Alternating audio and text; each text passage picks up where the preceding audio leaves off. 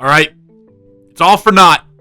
Our August, if September doesn't go well as well, we've kind of put ourselves in a position where we need to maintain 10 games over 500, 11 games over 500, and we have, again, some brutal series coming up. Howdy, folks, and welcome to the Cincinnati 33 Games channel and to our Boston Red Sox franchise here, MLB The Show 2025. As you can tell, we are in 2026, Season 2, wrapping up. Most likely we'll get through all September in this video. This might be a long one. I might cut it up into two. Haven't quite decided yet. So, there you go.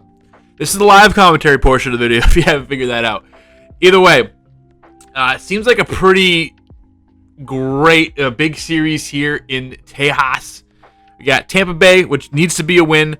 These Toronto series needs to be wins. Pivotal matchup here against Cleveland, right on our tails. Obviously, Baltimore, Texas, and then Kansas City. We have kind of put some distance in between us and them. So we'll probably player lock a little bit here and there. We'll probably play a full game against Cleveland and a full game against Kansas City somewhere around here. And then after that, maybe we save if we're towards the end and need a big cliffhanger. Maybe do a big cliffhanger. But anyway, you'll be seeing again kind of a game in a series, player lock. I think that was really cool. Again, I just recorded that. That's not going up for maybe a week or two. So please let me know. Give me some feedback on what you thought of last episode and how that went in real time. I thought it was pretty cool. But anyway, let's continue on here. Let's get through Season 2, and hopefully we are October bound come the end of this video or the next video. It's not decided yet.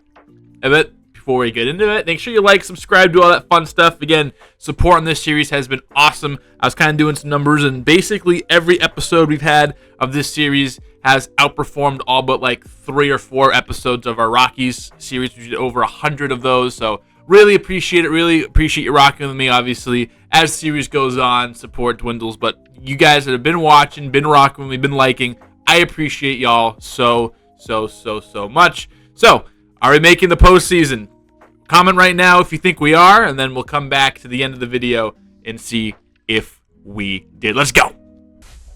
So, we are going to be starting our gauntlet off here in Globe Life Field as the 74 and 65 Red Sox take on the 79 and 61 Tejas Rangers, and the Rangers dying. They're killing me, apparently. Looking for the sweep. And again, not the best of starts for our journey. We will be following along with Marcelo Meyer here as he takes on AL Cy Young favorite Zach Gallen. Texas beat us 4-0 in Game 1, 5-2 in Game 2. And again, looking for the series or the series sweep here. I don't know what the season series are. I know we've played Texas before, but they seem to have our number, it seems. First moment here, we have Meyer converting a double play, and that's going to help us here with Tanner Houck on the mound against, what's his face, Zach Gallen. I know we did the Crochet versus Gallen matchup last time we faced this team, and 4-pitch walk, a really good take by Marcelo Meyer. Again, hitting at 235 now. He's, as our rookies have had ups, have had downs, but Meyer seems to really be the most settled in out of the top prospects, and seems like he's been here the longest, and he has been here the longest. Also the oldest, I believe, by at least a year over Christian Campbell. And I feel like Marcelo Meyer just seems like he should be the youngest, but he is not. And he is going to test the arm of Adolis Garcia, and he will be right to do so as he is in there. And it is 1-1. Great base running by Meyer, and good piece of hitting. 14-game hit streak for Alex Bregman.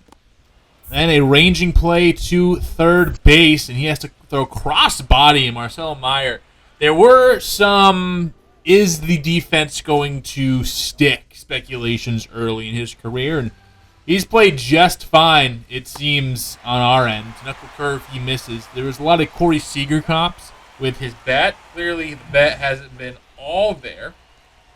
Just because, well, you're going to expect the this kid to be Corey Seager right away. Maybe he is one day. We feel like he can just be a guy that mashes doubles.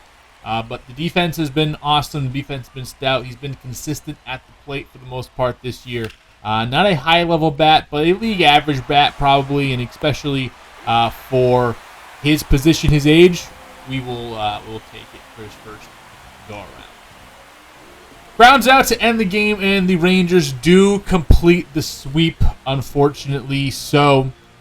But we have some work to do here. Still a good chunk ahead of 500. But again, we don't want to be losing many games here in the standings, and we are going to face directly face a opponent here that is battling with us with the wild card coming up. The Cleveland Guardians, 76 and 68. We're 75 and 68. So a very, very, very important series. We'll be showing each game in this series at some capacity. 68 degrees clear and 8-mile-per-hour winds as we look. You see Bregman, a 17-game hit streak he's working on, so he has extended that since we saw his little badge pop up in Texas. And Tony Gonsolin, he's had a phenomenal year for us for a cut guy. The non-tendered guy is what I should say. He's been awesome. The walk rate's a little high. He's not striking out a whole bunch of guys, but 3.18 ERA for another 5-starter like we got for like $5 million on the scrap heap. I will take that. Meyer ranges over and can't quite make the play, or can he? I think we are going to take a look at this, and we will see. We will decide to challenge as we're going to wait for the replay. Meyer, the throw, and yeah, you see right there, he is out. We challenge, and that play is reversed to runner is out. So great play by Meyer to get the first out of the inning. Next up we have Stephen Kwan, Rockies legend. He flies over to Campbell in left field, playing left field. He will play this off of the monster. Kwan in there with a double machine, a hit machine. In real life, actually, just called timeout and at bat, put on a pink sweatband to let David Fry know that he's having a girl, which actually is pretty cool. Shout out Stephen Kwan. Anyway, that is going to be it. Junkinsey Noel grounds out to Landon Donovan. Soccer mate, Brendan Donovan, and that will do it. Luis Ortiz, the guy we are facing here in Game 1 of this pivotal 3-game series. 122-inning guy, 4.33 dude, striking out 108 guys. He does throw near 100, and you know how much I personally struggle with velocity. And you'll see it here. Just fastball high, can't lay off of it. Devers goes down, and Cleveland keeps us scoreless. And they then go out in score. Randall Grichuk, a guy that seems like he's been signed by Red Sox Twitter the last 8 seasons. He goes over the wall, and he is going to untie this game. It is now 1-0. Right over that wall. Not hit too particularly hard, but hit high enough, hit hard enough, and that will not be lands down bound, but will be over the fence. And Jarren Duran playing center field. He is quick enough to get just about anything. Tumbles to complete the catch, and Duran and company get us out. So 2 hits for Cleveland as we enter the bottom of the second, and that last one, a big one for the Guardians. First hacks of inning 2 go to Tristan Casas. He will patiently draw a walk, getting a little bit better at laying off of those pitches. And then Connor Wong will immediately erase it with a sinker. He hits right to second base. New free agent acquisition, Luis Rengifo, will start it out. And yeah, that's a big momentum killer, especially, you just give up a home run. Then you get a guy on base. You're feeling good to start the inning, and then twin killing and right into the glove of Yandy Diaz. Quarter step early. Bottom 3, Roman Anthony, he's up. He's going to go up the middle, and that is not misplayed by Brian Rocchio. And I think they are going to count that as a hit. I did pause and check, and it will be our first hit of the game. Then that brings up Christian Campbell hitting a smooth 201. Put that average up, and that goes well over the wall. And 410 feet later, lands for a 2-run shot by K-Camp Christian Campbell. Home run puts us in the lead, his 9th of the season. And Campbell, surprisingly, in real life, crushing it. In the game, both in AAA and last season, had the best years out of the big three. Again, both in AAA and in the first part of the season. Now it's reversed, where it's Marcelo Meyer having the best go of things and Campbell struggling. We do get Durant on second. He promptly takes third because they weren't holding him on, so why not? A little stat padding for you. And then Devers, outside sinker, should have laid off of it, pulls it, and that is going to end the inning. So Christian Campbell does get his moment in the sun with a big blast on a fastball that he just times up and rips. And it is 2-1 Red Sox now with the lead. David Fry just announced having a baby girl in real life. Congratulations. Roman Anthony misplays the ball, and Fry, not the fleetest of foot, thinking three, but wisely holds up. And he'll have a 2-out double here in the fourth. Can't be allowing base runners like that, especially with Anthony not hitting the best. Can't have those errors. Now this goes into left field. Campbell comes up firing. We just talked about it. Fry, what are you doing? Put the fries in the bag. Get hosed, kid. Christian Campbell, what an inning. Gets the lead off, or not the lead off, but takes the lead with the home run and then keeps the lead with the outfield assist. Again, has versatility. He hasn't been hitting the best, so with the addition of Brandon Donovan, we are pushing Campbell out to left field against righties. And I don't know if you noticed there, but the badge under Tristan Casas went away when he dove, and that means in the top of the fifth inning, he will have to be taken out of the game. The initial diagnosis that the finger is not broken, but Casas is still in a fair bit of pain. He will go to the IL and miss about 2 weeks. And Blake Sabol, our only guy that can play first base, with Romy Gonzalez tearing his ACL and being out. Sacrifice bunt for Christian Vasquez puts both runners in scoring position later on. And now you got a jam to work out of Tony Gonsolin and see if he can do it. He does get the ground out for Rengifo. We will concede the run with Bregman having to take a step back. And that will put Cleveland even with us, the equalizer there. And then Bregman, very reminiscent of the play he just saw. 3 putouts for Bregman. And we do keep the game at 2-2. So I guess there is that. That is fun and exciting. But still need to get going offensively. It's 2-2 as we head to the second half of this one. Marcelo Meyer puts a charge into a fastball. This one's heading towards the pole, and Big Christmas says, "You get Cole, my friend." Jhonkensy Noel, faster than you would think. He has 63 speed in this game. I'm not sure what his Baseball Savant page says about his sprint speed. But Jhonkensy Noel, he gets up there. He robs what could have been a home run, a little bit cheapy, but a home run nonetheless. 2 runs taken off the board right there, and Luis Ortiz happy, I guess. And then Christian Campbell, who's on first base, he gets picked off, and that is no bueno. I will be seeing Luis Ortiz hopping around in my nightmares, but maybe also accompanied by that pick off at first base. Alex Bregman can't hang a slider. You hang it, he bangs it right off the wall, and actually a closer play than it needed to be, but Bregman in there safely with his 26th double of the year in his 18th hit, or 18th game in a row with a hit. Tim Herron in the game now, and that is going to be dropped out there in right field. Devers is going to drive the run home, but is hosed trying to go to second base. We take the lead 3-2. Top 7, Tony Gonsolin, the Goose, just having a phenomenal outing after phenomenal outing, and exactly what we needed here. Goes 7 strong innings. I believe that will be it for Gonsolin, who seems to have a different number every single episode. Love that for him, as he is fired up. Jose Leclerc, fire me up with a fantastic 8th inning, as he goes 1-2-3 with the guards, and it keeps this a 3-2 ball game. In the bottom of the 8th inning, Jarren Duran with a runner on first base, that being Christian Campbell, I believe. Christian Campbell having a real good day, and Duran adds to it opposite field shot gives us a nice little cushion of now 3 runs.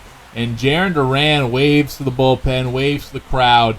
And that is a big fly from Grant. It's his 14th of the season with a month left to go. What a highlight! What a highlight! And then Devers, bottom 8, what could be our last swing of the game, is chopped to second base. Rengifo plants, fires over to Yandy Diaz first. And here we go. Let's see, do we bring in Justin Slayton with his struggles as of late? Do we keep trusting him, or do we go a different direction? We'll find out. That's a better highlight. That's how you do it. And it will be Justin Slayton coming in. Rodolfo Castro came in to pinch hit against the lefty for Marcelo Meyer. We will be switching Brendan Donovan over. These are the numbers for Slayton. Again, hasn't blown too many games, at least in like a whatever, but he just hasn't been good lately, and I lied. We will keep Brendan Donovan, and we will be adding Trevor Story into the mix. Not really playing every day, but sure is a good fielder. All right, Noel, first pitch swinging, it seems, and that is a base hit. All right, Justin Slayton, thank you for ruining my evening. All right, so runner on first base, big Crisis. Really hit well, 102. David Fry, this is a good double play candidate, and Wong can't hold it, and Noel, again, faster than you think. 63 speed in this game is into second base after the blocked ball. Then Donovan just slow to react, and that will be a run. Anthony just hits the cutoff man, and now all of a sudden, tying run coming to the plate with no outs in the 9th inning. The Justin Slayton experience, more of a nightmare than an experience. Roman Anthony, slow on the reaction, does cut it off, and Yandy Diaz has to stay at first, but now runners on the corner, and this is a disaster waiting to happen. Travis Bazzana is going to come in and pinch run. Randall Grichuk, 3 for 3, already has a home run. Duran to the wall. He is there to make the catch. 1 out gone, and Bazzana has to just moonwalk to the plate. And 1 down, but 2 runs have already scored. Brian Rocchio, he hits it up the middle, and this is just an absolute meltdown by Justin Slayton. Can't have this. I'm sure we have guys warmed up, and we are going to the pen, and we're going to ask Michael Kopech to come in here and get the save. I'm going to warm up Whitlock, because we did already use Jose Leclerc and Slayton. These games are too important, especially against Cleveland. So we are competing directly against them.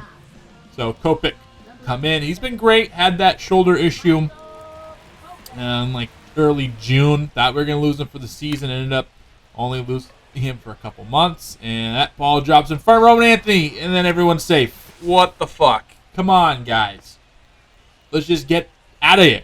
Get out of this. Luis Rengifo. He's going to drop down a bunt. All right. A gift. An absolute gift. We'll take it for Noel robbing the Meyer home run. We'll count that as retribution. But Stephen Kwan, one of the best contact bats in the game, does make contact, but softly. Campbell to the track.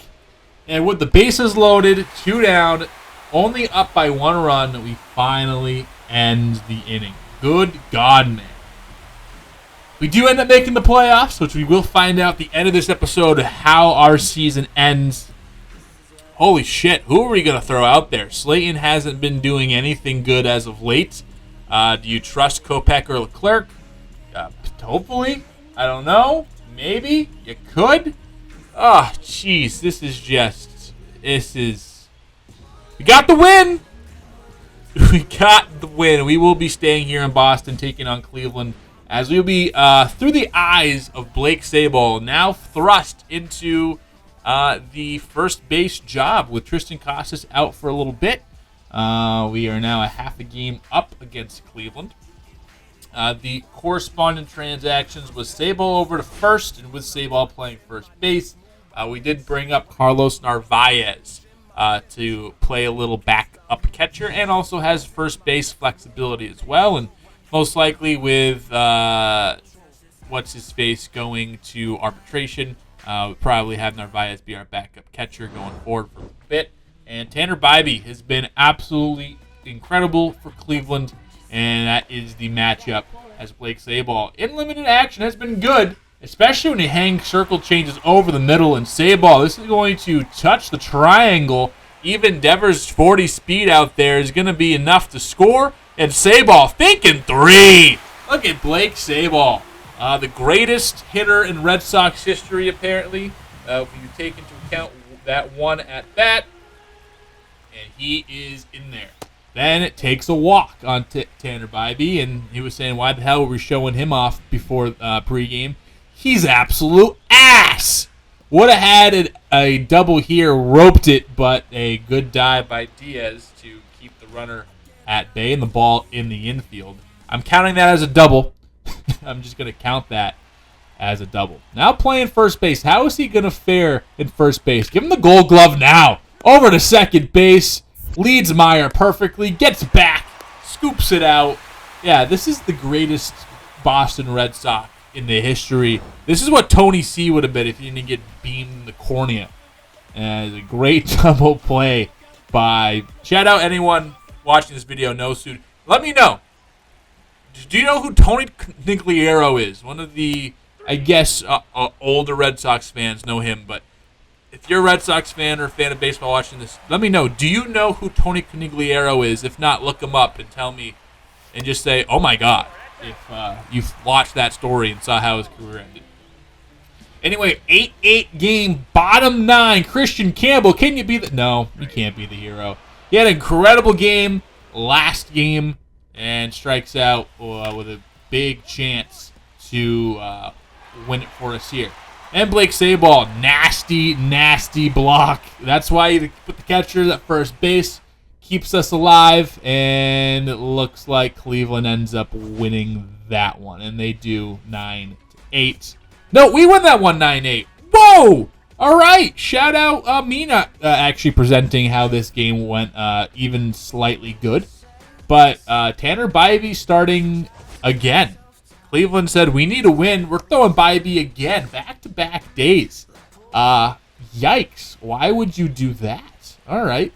So Blake Sabol, 1-2 count. Bybee is going to get him to ground out into what will be an inning-ending double play. Again, look at the exit velocity. Hit the ball hard, 94. I guess it just barely fails to qualify as a hard hit ball in terms of StatCast. I think 95 plus is considered a hard hit ball, but got good contact on it, and Rengifo just makes the flip and the double play is secured. Bybee then gets a nasty cutter inside to strike out Sabol, who besides the first 3 at bats haven't really shown too much, and then just watches a sinker well in the zone on Tim Herron. And then Cade Smith is going to get him to ground out. And again, a hard hit ball. Sabol swings in this game is pretty good. But pretty good doesn't really get you the results you need. We're watching here, Kopech. And yeah, look at that. Look at that. Walk-off home run, Roman Anthony on Hunter Gaddis. Fuck yeah. All right, so we sweep Cleveland. We're going to pick things up in Kauffman Stadium. We're now 79-70, and another team right behind us that we're trying to just stomp. And that is the Kansas City Royals. And we'll be taking on Kansas City. We'll be showing, just like in Cleveland, all the rest of this series here. Here are some league news, some things happening around. Here's a catch up on our prospects. You want to pause and read any of those stories. But the Kansas City Royals starting pitching this year has been awesome. In the last 6 starts, they haven't gone super deep into innings, but worst in ERA, second in WHIP, third in hits per 9, top 12 in strikeouts, and third in only allowing 7 walks the last few times through their rotation.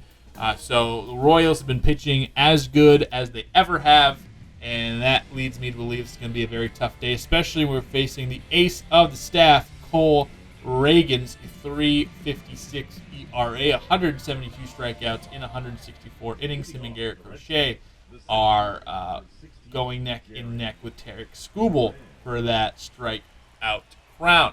First pitch of the ball game. Usually it's a take, but when you get a juicy fastball like that, just put it in right field and call it a day. Jarren Duran back-to-back gameplay, full gameplays with a home run. Last at-bat he had was a home run. First at-bat in this one is a home run. So Duran, first pitch swinging, getting aggressive. And usually we see him turn doubles into triples, singles into doubles. This time he just turns a fastball into a home run. 393 feet. And that's perfect. Rodolfo Castro, the lefty killer. Yeah, man, you should have killed that pitch right there, but he just lets it go. I guess. Sure, why not? And 1-0 Red Sox as we head to the bottom of the first. And it's Tanner Houck. Did I say Crochet was pitching this one? I lied. It's Tanner Houck. 9-12 record so far. Hasn't really gotten the best run support and does give up a hanging sweeper to Kyle Isbell. And that will be the first base runner of the game for Kansas City. Again, against the lefty, we will have Campbell playing second base today. As this is flipped over to first base, Carlos Narvaez doing the first baseman duties in this one. And it is 1-0 Royals. Still trail. A big at-bat here, a long, lengthy one. I think this one went 10 pitches. You see the pitch count was at 37 before that pitch, and that's the first walk given up by Tanner Houck. And that brings up Josh Rojas, who does well against righties.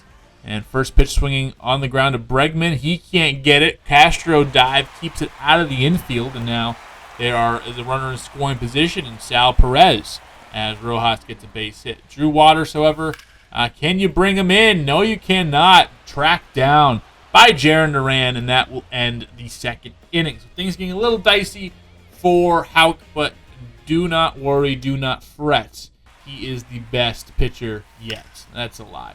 All the way at the top of the fifth is not really much offense here, and Alex Call playing against the lefties. He goes the other way for a base knock. That brings up Rowan Anthony, trying to do something against the lefty here. We're actually going to have him bunt it, and only really because it's a really good lefty, and he just dumps it right in front of Freddie Fermin. He can't get to it before Anthony can get to first base, and now all of a sudden, base is loaded, no outs. A really pivotal moment coming up here. Carlos Narvaez, can you do something good? Four-seam fastball in, and that will not be deep enough to score a run. So already, very tough start. And it's Christian Campbell, 0 for 1 on the day. Don't ground into double play. Well, he struck out. That's, I guess, not worse, but pretty bad. And we are threatening to go 0 for with the runners, with bases loaded, with no outs. Duran pops the cutter up, center cut. And yeah, so we load the bases on Reagans. That might have been our only chance to actually do anything. And womp womp, we get a trophy for sucking ass. Hate that. In the bottom of the sixth inning, known really good, outstanding citizen Marcel Ozuna, he grounds over to second base with the shift being on. It sneaks through. And they got a runner here in the sixth. Brings up Bobby Witt, who we've kept at bay today. And that will not be the case. Even though Castro got a pretty good jump on it, just too hard hit for him to get to it. And now all of a sudden there's 2 on. And again, we're just only up by 1. And that was the first pitch of the ball game. Offense hasn't done anything for us. And Michael Massey is going to come through when they need to come through. And now all of a sudden it's a tie ball game with plenty of speed at third base. Something hit anywhere. If it's a hit, it's getting through. Bregman, throw over to first base. Dug up by Narvaez, but it goes off the glove. He couldn't quite seal the deal. And an E5, they're going to call it. I guess technically that's correct. But again, you have our normal first baseman there. That's a scoop and an out. He gets revenge on Perez. And probably the day for Houck, as a couple of ticky-tack hits is all it takes, and that's usually how it goes, and that's baseball. And now we are find ourselves trailing for the first time in this one. Connor Wong will start off the 7th inning against Reagans with a sharp hit single through the right side. So that is good for Connor Wong, and that will be the day for Reagans, who goes 6+, a couple of hits, but really was on his game. Got through that bases loaded jam in the 5th. And then Carlos Estevez, when he signed with the Royals, was kind of in the radar for the Red Sox. He chose Kansas City, or the Red Sox didn't throw out an actual offer. I don't know. And David Hamilton in the ball game. He's going to ask to drop down a bunt, and this is such a good bunt that he is going to beat it out. We've tried to sacrifice a bunt twice today and ended up bunting for 2 hits. Maybe we should bunt a little bit more? I don't know. What's David Hamilton's role on this team going forward? I also don't know. But he is going to beat Perez to first base just barely, and now that sets up things for Roman Anthony against a righty. 1-2 pitch, just fastball, velocity high, hard to hit, and he swings through it. Can't leave here with no runs. Just can't do it. Blake Sabol. He's in, and he mashes this one over to right field, and we are off to the races. That will pop over the wall, and that will be an RBI double. Unfortunately, popped over the wall. Would have been 2 runs instead of just the 1-run double. But Blake Sabol, have yourself a little episode, the Blake Sabol episode. Who knows? And that will do it for Estevez. He is going to be pulled from this one. And we are going to see our 3rd pitcher of the inning. Estevez walks down, and it will be Scott Effross. 9.82 ERA. Hasn't been the best, but he does throw these wiffle ball sweepers, and Duran pops it up, and nothing to show for it. So we don't get any extra hits other than the one we had. That is A-okay. It is what it is. Rojas, Waters, Gonzalez due up in the 7th. Again, Blake Sabol staying at second base. We are going to put Christian Campbell in the outfield and then bring in Brendan Donovan, or keep, the only reason Brendan Donovan not playing, I think, before the game said he had a stomach bug.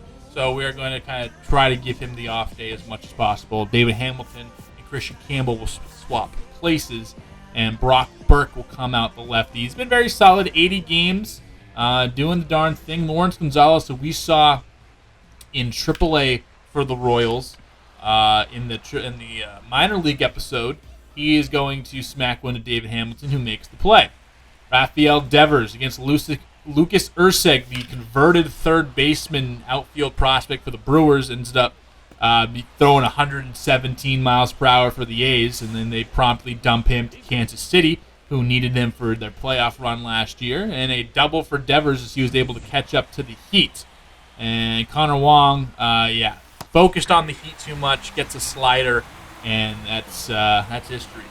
So we do get a double, but nothing to show for it, as 4 and 5 go down pretty easily, and we pick things up in the bottom of the 8th. Brock Burke still out there working his 2nd inning of work, and another final out registered by David Hamilton. Got to get going, and got to get going quick.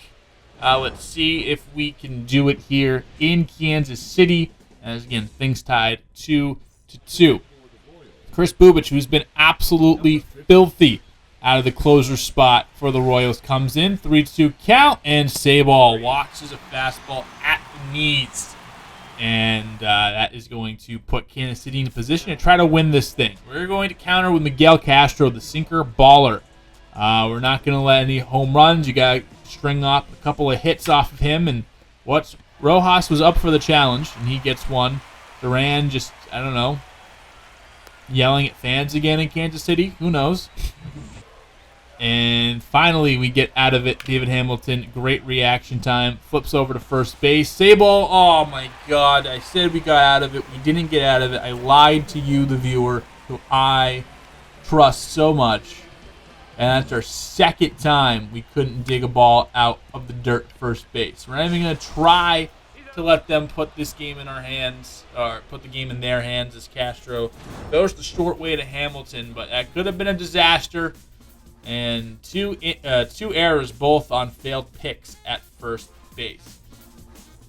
James MacArthur, he will step in. Another guy who can throw it a bit. A 4.37 ERA. Michael Garcia comes in after some pinch runners and pinch hitters. And Christian Campbell, 0 for 2 and a flyout. Has had a pretty good episode on camera so far. Can it continue? Yes, it will. Curveball. He splits the gap, drives in the run. Christian Campbell playing hero ball today, as it is 3-2 Boston, and we still can add some more. 11th double of Christian Campbell's long season. It's been long. And Rodolfo Castro 0 for 4 today. Make it 0 for 5. What a play at second base to dig it out, and Castro is cut down. Michael Massey, great play by him. Feel like he's going to be coming up here shortly in the bottom of the 10th inning. Justin Sling, those numbers have just gotten fucking worse. ERA now closer to 6 than it is like anything respectable. He does get the strikeout on Isbell. Then Marcelo Ozuna 1-1 count. This is flicked over to Castro, and keeping that runner on second base. Name of the game here in extra innings, Bobby Witt. We're not even going to let him work. Kind of lucky, 99 clutch rating. We see Massey has a 56, so we are going to walk Witt.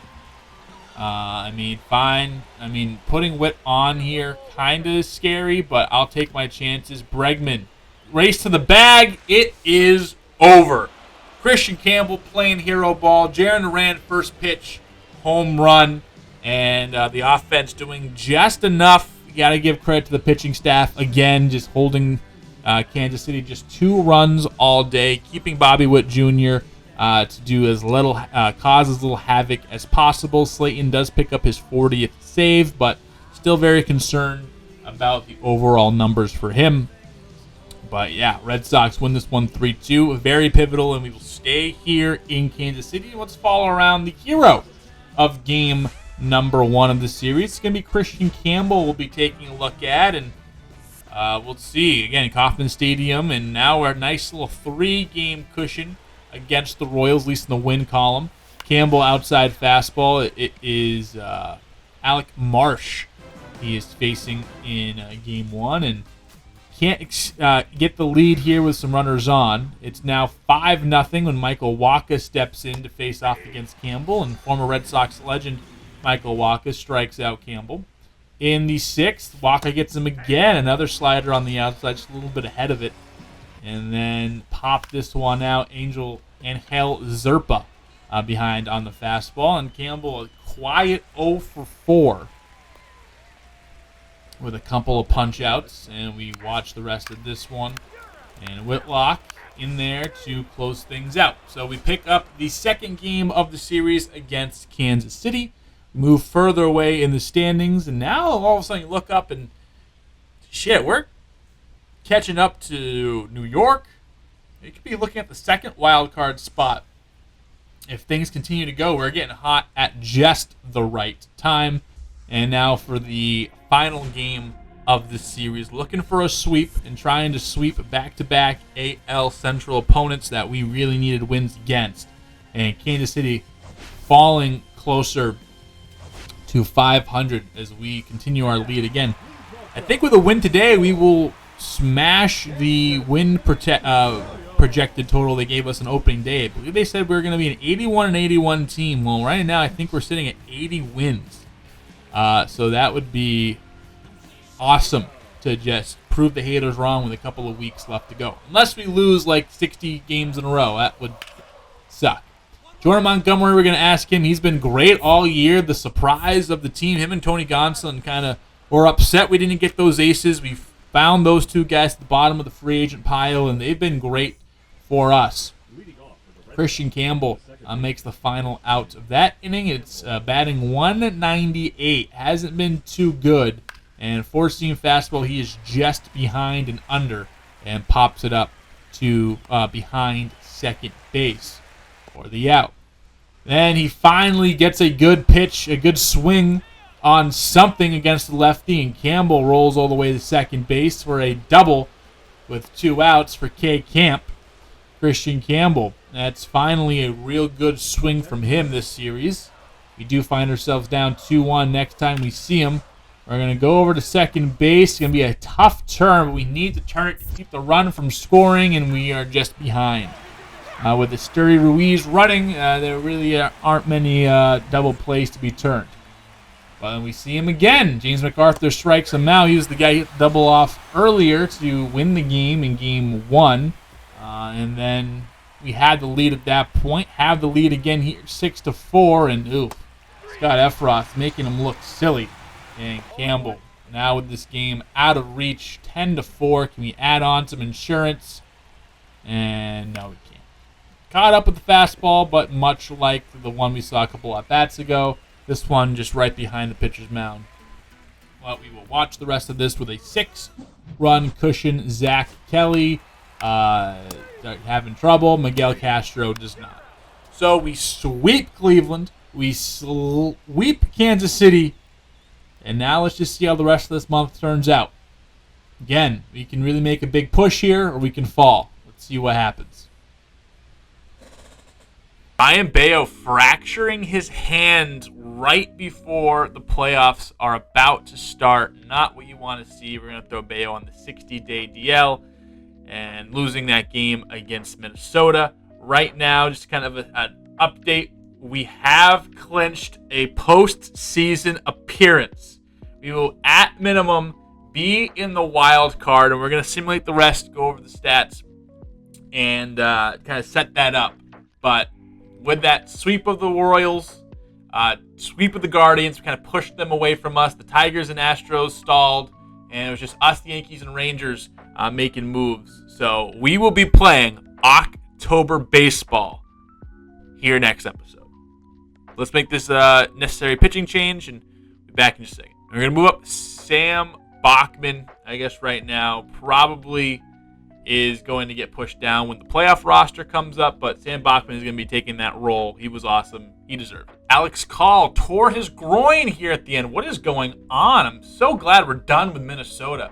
So Alex Call, he goes down for a bit, so that means we are going to call up Ceddanne Rafaela back to the major leagues. So here we are, the end of season statistics breakdown, and first we start in actually Double A. And kind of see how everyone did. Just kind of quick check-in on our prospects. We'll probably just go very quick here, and we'll sort by WAR. Nelly Taylor, the best player in Double-A by WAR, at least on the hitting side of things. A 15 walk percentage, really, really, really good. Ended up 25 doubles, just 1 home run, which I think we hit with Nelly Taylor. I think in that game, 77 walks, 103 strikeouts. With his defense, this is a real good season for Nelly Taylor. Luis Ravello, he had 7 home runs. Alan Castro struggled a little bit. Ended up hitting 5 home runs and walking 35 times, striking out just 66 times in 99 games, and that helps with plus 4 vision. Nazan Zanatello, he ended up doing really, really well in just 20 games here, earning a singular WAR. And Yoel Cespedes, he had a much better go at things as a 20-year-old here in Double-A. Nathan Hickey, a .5 WAR. Really not much. Blaze Jordan, up and down again, kind of got hurt and derailed him a little bit. Hedbert Perez, kind of up and down with injuries. A lot of injuries this year. He was okay. This is the guy we got from the Aroldis Chapman trade. And then Justinson Garcia, just not a great season from him, and Robert Poisson, not great. So on the hitting side of things, not much to write home about. Nelly Taylor just continues to be good, but not much, again, to write home about on the position player side. Now, the pitchers, however, were fantastic. Johnny Turner, in his first stint in Double-A, did miss a couple of months due to an injury, but he was absolutely fantastic. A 2.47 ERA. He'll be playing himself potentially into a rotation role with us this upcoming year. David Sandlin, he was awesome as well in 21 starts. Also dealt with injuries, 87 strikeouts with that crisp four-seamer that he loves to throw, a 2.72 ERA. Mark Hayashi also was incredible. He started off really, really poorly, but then really turned it on late here. 10 wins, 5 losses, a 2.83 ERA, good for a 2.5 WAR. And Connolly Early, he as well excelled. 12 losses, but a 3.88 ERA, more indicative on the offense not helping him out than him actually pitching poorly. Real good. Just the walks per 9, a little bit tough. The per 9s, K's walks, home runs per 9, perfect for Johnny Turner. If he can do that the rest of his career, he'd be great. Sandlin and Hayashi don't strike a whole bunch of guys out, but they don't get beat with walks too often, and they don't let the ball fly out of the yard. No one really let the ball fly out of the yard this year. I don't know if it's just Park or these guys are just really good at their home runs per 9s, but it looks like they are, and that's kind of the highest rated thing. I guess we have a type here. Wyatt Olds, he did really well. Jacob Webb in relief did great. Anthony Hupetui Onitoa, he did well. Isaac Coffey we signed to kind of help when we had really lacking in pitching depth. Jack Anderson, he did well, but did struggle a little bit more with the walks and didn't really progress the way I wanted from him as a all-star last year. Colin Pennick, he was okay. I mean, we really brought him up mostly due to injuries. I don't think he was truly ready. So he got hit around a little bit, but as one of the younger guys in AA, I guess you'll take it. Tyler Birch, Sean Newcomb, Grant Gambrell, I guess we're all right. In AAA, again, we didn't really have many top position player prospects. They're all with us already. Alan Serta, he did a fine job, 10 home runs, 19 doubles as a potential depth outfielder for us, 66 overall. Carlos Narvaez did well in AAA. We saw him have a short stint with us in Boston, helping Tristan Casas got healthy, and he ended up hitting 2 bombs. San Rafaela, real tough season with us. He ended up doing A-OK here in AAA, still striking out a whole ton and help mitigating these losses and attributes.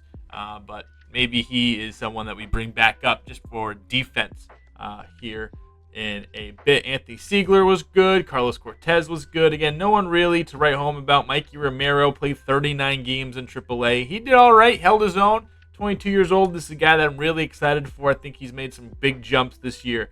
And pretty soon, give me another year or two of marination. I think he could be a contender to be a bench bat for us. Nick Sogard, he was better than at least last year. Tyler Miller had a good year with 16 home runs, a career high, I would assume. Romy Gonzalez tore his ACL, only played 10 games after getting sent down. And this might be the end of his Red Sox career, as all of his options have been used, and he's going to go into arbitration, and I think we have better left-handed hitters. Max Ferguson struggled since getting called up. Philip Sykes was okay. Jeremiah Jackson, not great. And Jalen Palmer just really couldn't find anything between both levels in AA and AAA. He did progress, but again, could have had a much better year. Pitching-wise, Luis Perales, when we saw him a few videos ago, was at like a 6-something ERA. Dropped it all the way down to a 3.88. Did end up fracturing his wrist and missed a good chunk of the season. But he was pretty good. Again, going to sort by WAR. 2.7 for him at just 22 years old. Zach Penrod, he was good at 2.1 WAR, 3.80 ERA. Cooper Criswell was awesome out of the bullpen, accumulating 2 WAR. He's a guy that potentially be with us in the big leagues next year. He just continues to jump up in potential and just continue to progress. Brian Mata was awesome. He did really, really well. Chris Murphy, he did great. Shane Drohan, he did awesome. Winkowski was good. Hunter Dobbins was okay. Sam Bachman was good. Luis Guerrero ended up doing really well down the stretch. Greg Weissert was good for us when he had his chances and was good in triple A. We'll see if we keep him around. Connor Grames was all right. Brendan Salucci was okay. Only Brian Van Bell, the only guy who struggled here in the minor leagues. So that's kind of an update on how everyone did as their season comes to an end. All right, in development, we have absolutely flourished here. We take a look. Let me do some counting. We started off this month so poorly, and I was like, oh my God, we're going to blow it. So let's just do some counting. 1, 2, 3, 4, 5, and then 7. So 12. We'll do 7 minus 2 is 5. 17, 18 wins in this stretch here including what we last lost on Baltimore. So we do this little chunk here. It was 7, 12, 13, and 1 to end the season. And take a look. We have won the American League East. We stormed all the way back and took the American League East crown. I have no clue how the hell that happened. And that's just nuts to me. Unfortunately, because we have 91 wins, we're probably taking on, the winner of these guys. So we're probably taking on,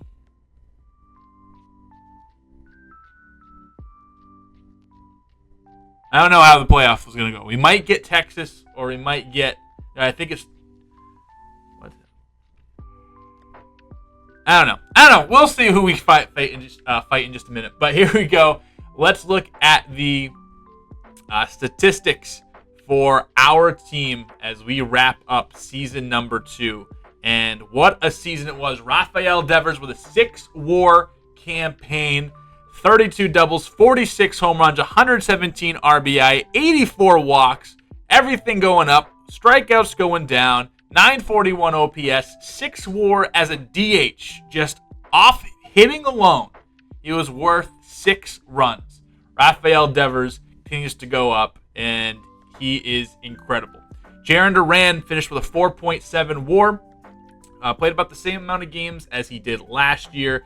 Not as many doubles, but more triples, less home runs, less RBIs. Kind of a step back, but hitting-wise overall, a step forward. Just little increments here, got on base a little bit more, hit a little bit better, slugged a little bit better, almost an identical season from here. So that is model consistency for Jarren Duran the last 3 seasons. You'll love to. Last 4 seasons, really. So shout out Jarren Duran, really just being a consistent threat the last few years. Brandon Donovan, great addition from us. Ended up hitting 16 home runs, 18 doubles. I don't know how many of those were with us. 847 OPS, 3.8 WAR. Alex Bregman, 150 games with us. More hits, less doubles, less home runs, less RBI. However, did hit for a higher average, got on about the same, and just lower slugging. So, but again, pretty consistent for what he's outputted for most of his career. 30 doubles, about 20 home runs, 70 plus RBI. That's just kind of the guy that we have as our number 2 hitter. You love to see that. Connor Wong had a really good year. 17 home runs, 60 RBI. Just adding on from what he did last year, which is good for a 735 OPS from your catcher. You will take that. Tristan Casas did miss some time towards the end here, but 21 home runs, a little bit of a step back, but also a step forward at the very same time. Walked a whole lot more, struck out a good amount less. If you look at this, 22 strikeout percentage, 14 walk percentage here, 15 errors. But the power is a little bit lower, as you see in the slugging. Actually, the slugging was almost identical, but that's because he hit for plus 20 more points in average. So you lose a bunch of extra base hits here, but he still, despite playing in like 15 less games, had about the same RBI, way over than the walks, and almost close in hits and runs and all that stuff. So Tristan Casas, a good season from him. Marcelo Meyer, hopefully he wins Rookie of the Year. We will be looking at the that stuff in just a moment here. Marcelo Meyer ended up really shining against lefties this year, which is awesome. The vision went way up. He was great. 9 walk percentage to 15 K percentage, 21 doubles, 17 home runs, 60 RBI, 709 OPS at shortstop. Good for a 1.3 WAR campaign. You will take it.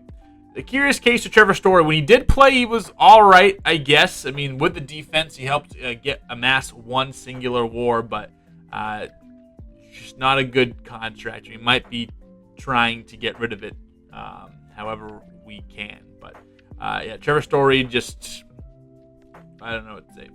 Like, Sabol is all right for the backup catcher, filled in a little bit here. David Hamilton on the bench here at the end was okay.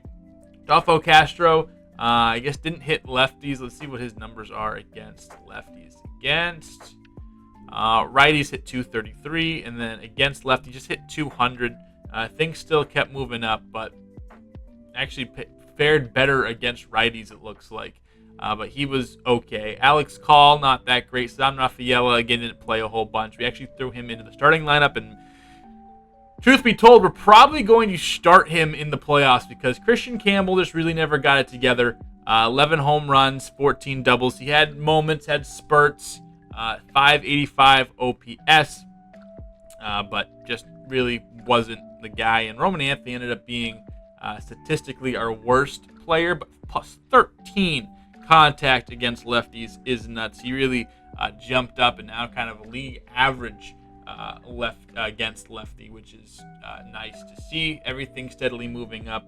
Did finish with 25 doubles, 12 home runs, walked a decent amount, but he definitely struck out the most over everybody in a 656 OPS. You'll take it for a 21-year-old in their first true role of the big leagues, but it is what it is. Pitching wise, let us see what we are working with. We got some surprises pitching. Garrett Crochet is not one of those. Almost 200 strikeouts in 180 innings. 2.92 ERA. Best season of his career, bar none. Pitch, the innings amount you want. Didn't give up home runs, didn't walk a whole bunch of guys, struck everybody out. You love to see it. Sandy Alcantara, we got him at the trade deadline. Oh boy, am I glad we stocked up. A lot of people could have thrown in the towel, but the best season he's had since returning from injury and since his Cy Young year, and he spent most of it with us. He wasn't crazy good with us. He kind of was faltering. He was better in his stint with Miami, but I am so glad we get to lock this guy into a playoff position spot for us. Jordan Montgomery. Such a surprise. We had him as a long reliever. It was kind of a guy we signed because we missed out on everybody else and was sad about it. 10-8 record, 3.20 ERA. Was just awesome. He started the year in the bullpen, was just too good, and then kind of revived his career with us, which you love to see it. Tanner Houck, just solid as Tanner Houck is. Garrett Whitlock out of the bullpen, 4.20 ERA. Blaze it. 21 holds. He was up and down. It finished with 1.6 WAR, which is interesting. But Garrett Whitlock is good. Tony Gonsolin was solid for us as that fifth starter. Went out there, posted 32 starts, 3.13 ERA. Very good from him. Cutter Crawford, we moved to the bullpen. He wasn't fantastic. Brock Burke was good as our lefty. Michael Kopech is probably the best reliever that I got to play with, but a 6.65 walks per 9. Not crazy about that. Miguel Castro, however, was good in his time, 64 innings. And the innings here in the bullpen definitely have gotten changed for the better. A lot better distribution. Zach Kelly, 0.4 WAR. Brian Bayo hurt. He'll be missing from our postseason roster. Justin Slayton, the curious case of Justin Slayton. What are we going to do with him? Started to really feel it at the end here, and we're probably going to bump him out of the closer role. Did end up with 43 saves, only blew 5, but 5.15 ERA, can't really have that. Blew up too much, doesn't really strike a whole bunch of guys out, getting hit, letting up home runs.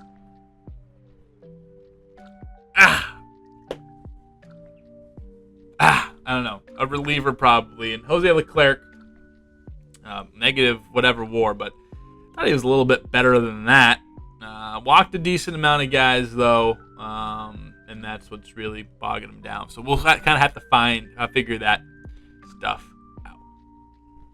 We'll advance the day, and the regular season has come to an end. Looks like we'll be facing whoever wins in the Minnesota-New York Yankees series. So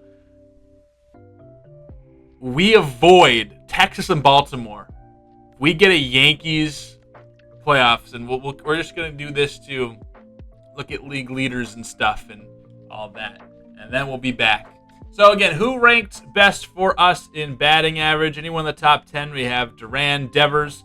In hits, Devers was 4th. At bats, don't really care. Doubles, didn't we have any big doubles guys? Duran was 11th. Triples, Duran led the major leagues with no one behind him. Rafael Devers ended up leading the American League in home runs. Aaron Judge had like 46 coming into September. It looked like he didn't really miss much time. Doesn't have a home run in his last 10 games. So Aaron Judge slowing down is great for us. Rafi Devers also third in RBI. First in runs, just one of the best offensive outputs of the season. Duran stole 27 bags, good for top 10. Walks, I'm sure we have Devers and Casas up there. Again, Devers a plus 6 to discipline, which is great for him. On base percentage, Casas was 2 behind Aaron Judge, who's just an absolute fucking freak. Slugging percentage, Devers behind Judge. OPS, Devers behind Judge. Pitching wise, wins. Crochet was 10th with 14. Zach Gallen probably winning the Cy Young. Saves, Slayton was top 10 with 43. ERA, Garrett Crochet was 7th.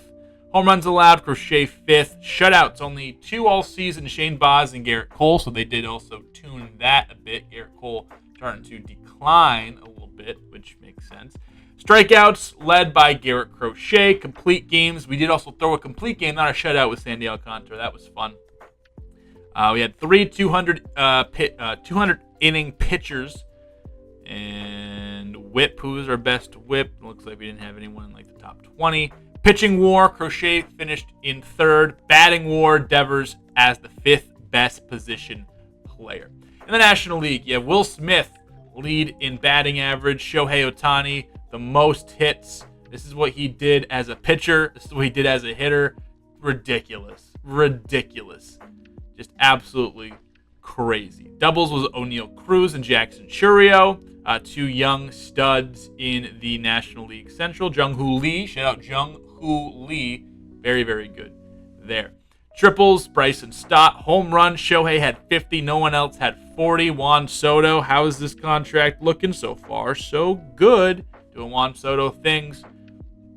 140 RBI for Shohei. Just has to be runaway favorite for the MVP right now. He also throws in 33 stolen bases. Bryce Terang leads there. Matt Olson, a good disciplined hitter at 92 walks. Also, Ellie De La Cruz with 90 free passes. Yeah, get on base that much time. Only 31 stolen bases. I wish stolen bases were a little more realistic, but I guess it is what it is. James Wood, second on base, I guess tied with Will Smith. Will Smith only behind Shohei. And Will Smith ended up having the highest OPS in the league with Shohei Ohtani second. Will Smith, if you're getting this out of your catcher, the best catcher in the league, hands down. Pitching wins with Tyler Glasnow. Pitching losses, the least amount goes to Spencer Strider, back and fully healthy after a basically missed all of 2024. He looks awesome. Ryan Helsley in the Braves now. He has 50 saves, 51 of them.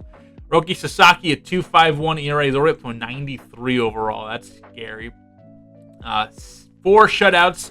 Shout out Ryan Feltner. Never became anything with us in the Rockies franchise. But shout him out anyway. 200 strikeout guys, and Strider and Yamamoto. So Crochet, 3rd in all of Major League Baseball in strikeouts. Innings pitched, Glasnow went 214. You'd love to see him kind of get things together.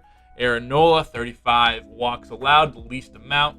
Pitching war, 4.2 for Glasnow, 4.2 for Sasaki, 4 for Nestor Cortez, and 4 for Hunter Green. And then batting war, Will Smith, 8.4, Shohei, 7.8, Mookie Betts, 7.7, William Contreras, 7.2.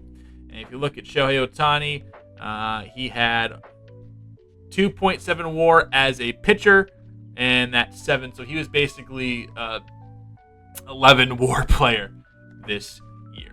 If we take a look at the awards, we have Devers finished 2nd in MVP. Judge did hold out and finish 1st. Crochet 2nd in Cy Young. Gallen 1st. Batting title went to Vladdy Jr. It was Matt Strahm, the reliever of the year. And Marcelo Meyer did just miss out on Rookie of the Year. Antonio Cedeno, 129 innings out of the bullpen, a 5th round pick last year, 3.14 ERA, 1 WAR. Okay. Sucks we don't get that pick. Maybe we get something. But it does suck that Marcelo Meyer isn't going to be the Rookie of the Year. He comes in 2nd. Judge over Devers and Hank Aaron awards. Here are your Gold Gloves. We will stop and see if any one of our guys got anything. Durant, third and left field, playing mostly center for us. Silver Slugger DH goes to Rafi, David Ortiz, Devers. Jeffers, the catcher. Let's see. In the outfield, nobody else. For the National League, Shohei, MVP, of course, 50 home runs, 30 stolen bases, great on the mound, 11 WAR. What more do you need? Spencer Strider, he wins Cy Young, even though it probably should have gone to Glasnow. I don't know why they do it like that, I guess. Batting title, Will Smith. Hobie Milner is your reliever of the year with 46 saves. Guy on a 4-year contract, or 2-year, $4 million contract. Orlando Fletcher, a first-round pick from this past season. We had a couple of guys break the major leagues this year. He, for the St. Louis Cardinals, did this and got Rookie of the Year. Jorge Caballero, the guy who walked it off against us. He was outstanding. 803 OPS in Colorado. And then Prince Aller, a first-round pick from the Giants, 18 years old. He started most of the season and was great. So 3 draft picks from this year, 4 draft picks from this year if you include everybody, all the top 6 finalists out there were with the draft class from this past season. So that's pretty cool. Shohei, your Hank Aaron Award. And here are your Gold Gloves. Bryce Terang, Eugenio Suarez, shout out Ezekiel Tovar, Jackson Churio, Jacob Young, Lars Nootbaar, and Shohei Ohtani is your Silver Slugger DH with Juan Soto behind him and Christian Yelich behind him. Will Smith, catcher. Wilson Contreras, first base. Gleyber Torres, second base. Austin Riley, third. Silver Slugger shortstop is Mookie Betts, 34 home runs. Ronald Acuna Jr. out in the outfield. Teoscar Hernandez in the outfield. And Seiya Suzuki in the outfield. Let's see. Minnesota or New York?